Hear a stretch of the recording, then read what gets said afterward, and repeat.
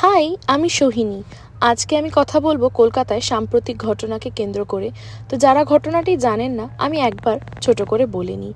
তো সাম্প্রতিক একটি রেস্টুরেন্ট অলি পাব খুবই ফেমাস। একটি ইউটিউবার সেখানে মাটন স্টেক অর্ডার করেছিলেন, কিন্তু তাকে সার্ভ করার সময় ভুলবশত বিফ স্টেক দেওয়া হয়। এটা নিঃসন্দেহে একটি অনিচ্ছাকৃত ভুল, কিন্তু সেই ভুলের পর যা ঘটলো তা আরও বড় অন্যায়। ইউটিউবার বিশাল দৃশ্য তৈরি করলেন, পুলিশ কেস করলেন, সোশ্যাল মিডিয়ায় বিষয়টিকে উস্কে দিলেন। ফলাফল, একজন দরিদ্র নিরীহ ওয়েটার তার চাকরি হারালো। এখন প্রশ্ন একটাই, একটা অনিচ্ছাকৃত ভুলের শাস্তি কি একজন মানুষের জীবিকা কেড়ে নেওয়া হতে পারে? ইউটিউবার হিন্দু, তাই তিনি বললেন বিফ খাওয়া তার ধর্মে নিষিদ্ধ। ঠিক আছে, কিন্তু ভুল করে একবার খেয়ে ফেললে কি মানুষের ধর্ম বদলে যায়? ধর্ম কি এতটাই তুচ্ছ জিনিস? আমি মনে করি আমাদের ধর্ম হৃদয়ে থাকে, খাবারের প্লেটে নয়। হিন্দু, মুসলিম, খ্রিশ্চান এগুলো আমাদের পরিচয় হতে পারে না, কিন্তু মানুষের আসল পরিচয় তাদের কর্মে।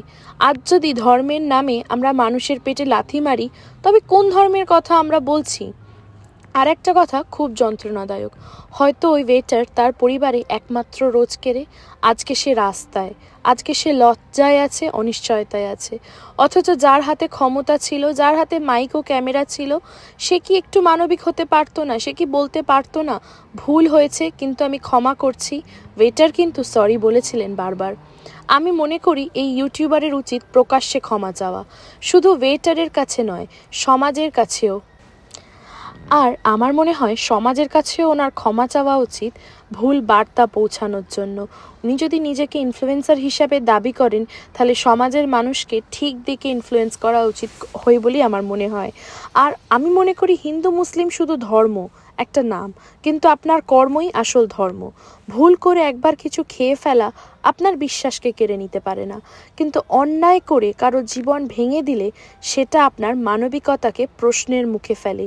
আর জীবনে আমাদের যাই ঘটুক, কিছু না ভেবে আগে পরে সোশ্যাল মিডিয়াতে লাইভ করে নেওয়াটাও খুব কোনো আমাদের জীবনের বুদ্ধির কাজ বলে আমি মনে করি না।